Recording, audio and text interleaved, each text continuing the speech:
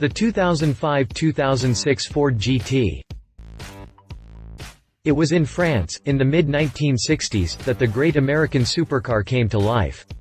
A low-slung, mid-engined race car built to win the 24 Hours of Le Mans and chase Ferrari out of endurance racing. Ford's main goal with the GT40 was to change performance car history. And it did. The race car triumphed against the world's best in endurance racing, placing 1, 2, 3 at the 24 Hours of Le Mans in 1966 and winning the legendary event for the next 3 consecutive years. Some 40 years later, Ford revived the GT40 with a road-legal supercar that featured similar styling and a mid-mounted V8 engine. FoMoCo wanted to name it the GT40, but a trademark owned by British company Safir Engineering, who built continuation GT40s in the 1980s, prevented it from doing so. Ultimately, Ford named it the GT, giving Detroit its first mainstream supercar in a very long while. Production of the GT began in 2004 and lasted until 2006. Ford built 4,038 examples at its plant in Wixom, Michigan, short of the originally planned 4,500-unit run. Since its discontinuation in 2006, the Ford GT remained the only full-fledged supercar to come from Detroit until 2016, when a second-gen car is scheduled to hit the streets. Continue reading to find out more about the Ford GT. Exterior.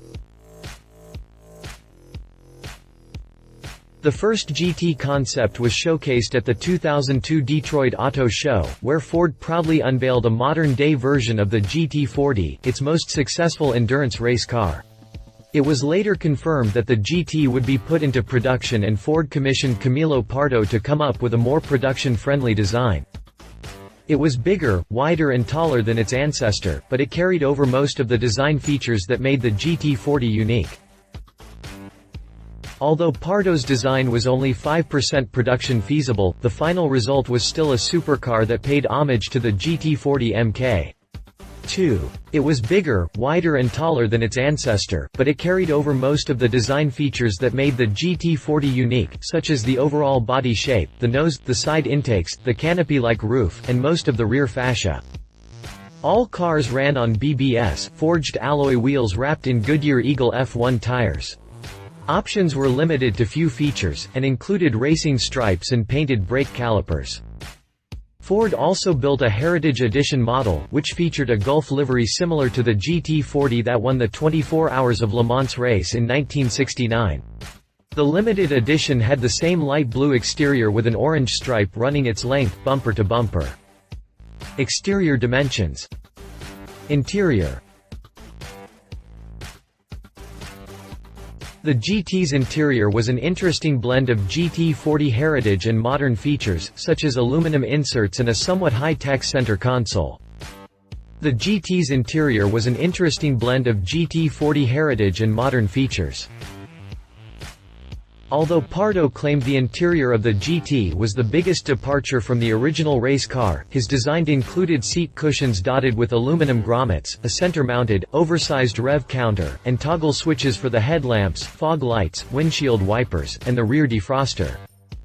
On the innovative side, the cockpit featured a dashboard, door panels, and lower portions of the tunnel crafted in Asdel Superlight composite, which was 30% lighter than standard injection-molded substrates, while also offering better wear resistance. The GT was the first production automobile to use this technique. The center tunnel, which contained the center-mounted fuel tank, was made from brushed magnesium.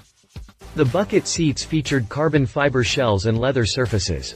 A Macintosh sound system was available as an option. Drivetrain. The GT supercar received a 5.4-liter, 4-valve V8, which was part of Ford's family of modular engines that also included the 5.0-liter Coyote in the Mustang GT and the 5.8-liter Trinity in the previous Shelby GT 500. The 5.2-liter Voodoo, built for the 2016 Shelby GT 350, is part of the same lineage. The GT supercar received a 5.4-liter, 4-valve V8, which was part of Ford's family of modular engines. The GT's powerplant had an aluminum block specifically designed for this program and was strapped to a Lysolm twin-screw-type supercharger. The combo delivered 550 horsepower and 500 pound-feet of torque.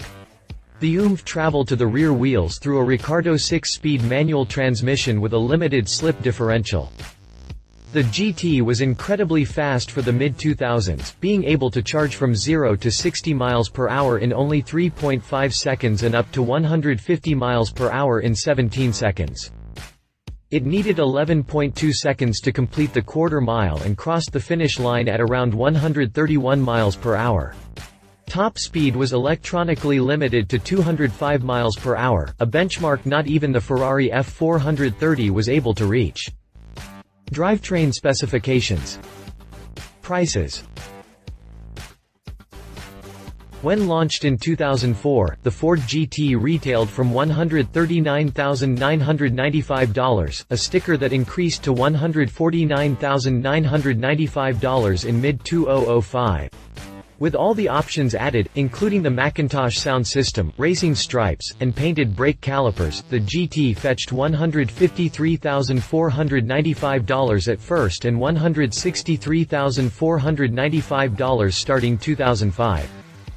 When launched in 2004, the Ford GT retailed from $139,995. As with most supercars, the Ford GT began gaining value in recent years. While some models could still be bought for less than $200,000 until 2012, most examples have been auctioned for more than that since 2013. In 2014, one of just two GTs finished in speed yellow with a stripe delete changed owners for $407,000. It had only 13 miles on the odo and the factory plastic covering was still on its seats. Heritage Edition model usually fetch more than $300,000 in tip-top shape. Competition. Ferrari F-430.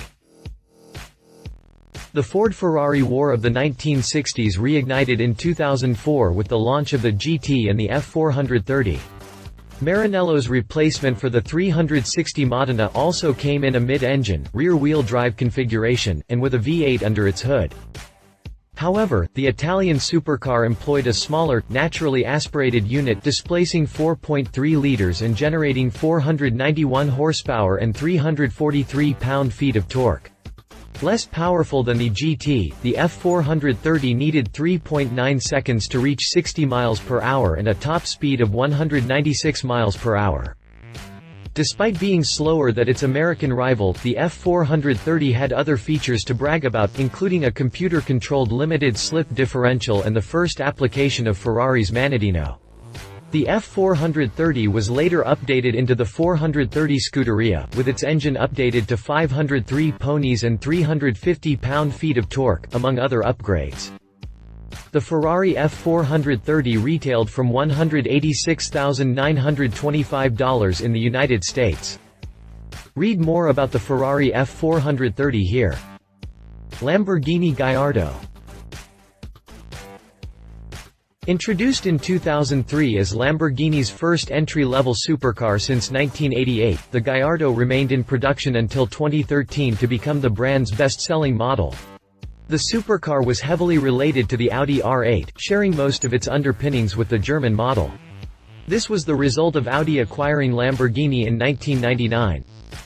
At first powered by a 5.0-liter V10, the Gallardo arrived in showrooms with 493 horsepower and 376 pound-feet of torque, making it less powerful and slower than the Ford GT.